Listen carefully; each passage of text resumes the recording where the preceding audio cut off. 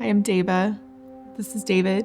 Yeah, I'm David. I was diagnosed with stage 4 cancer. February 2nd, 2025. 2025. The way I found out was I picked up a slice of pizza with my left hand and it slipped out of my hand. But it didn't go away and I couldn't really type. The next morning, A different doctor told us to actually, you might have had a stroke. I didn't have, the outward markers for somebody who looked like a sort of a high stroke risk. If I had to have a stroke, it was non-debilitating, non-lethal. That was the only thing that allowed doctors to discover that I had cancer. It's esophageal cancer. They think that's where it started, and then it spread. It was in his liver, his lungs, his lymph nodes. The doctor described it as we got hit by a bus, and that's how it felt. And then when the doctor told us about, well, we're seeing stuff in your lungs and your liver. And at that time, they didn't even know about the tumor that was at the bottom of his esophagus and into his stomach. He was in the hospital for about a month.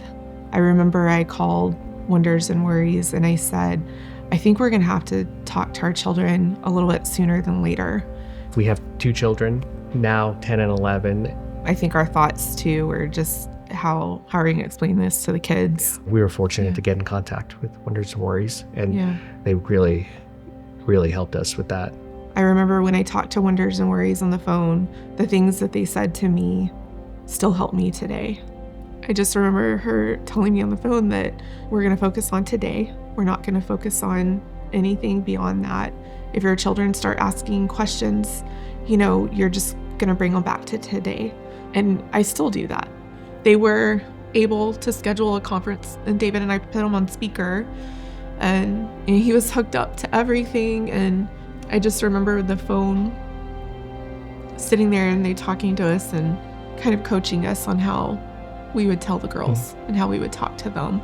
I think Wonders and Worries helped them not feel left out at a moment where we all needed to pull together.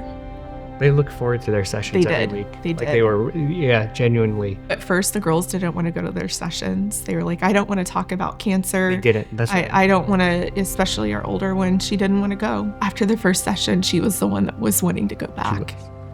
Early on, when David was first diagnosed, but she thought it was her fault that her dad got cancer. I know now through Wonders and Worries that she no longer thinks that, and she learned.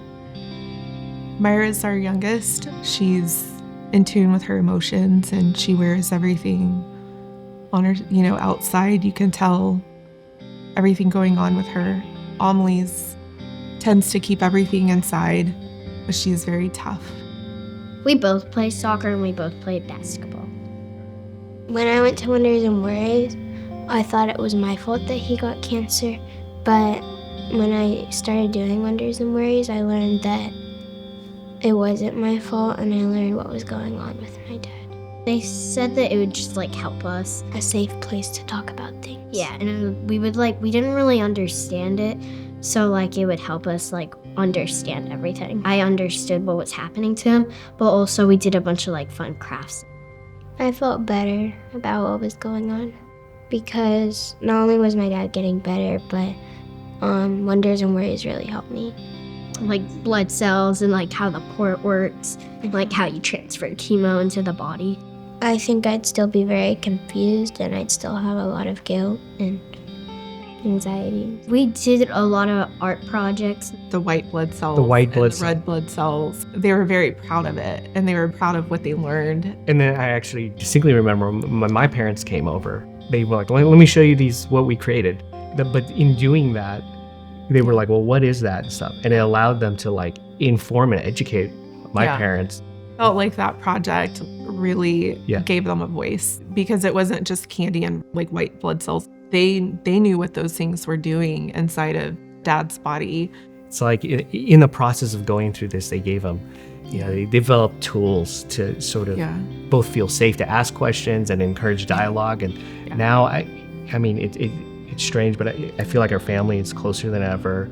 Wonders and Worries is not just for kids. It is for families. It indirectly, through the children, it helps the adults. I firmly believe that.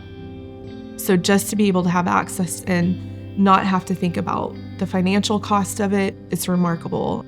Without it, I can't imagine how this past year would have gone.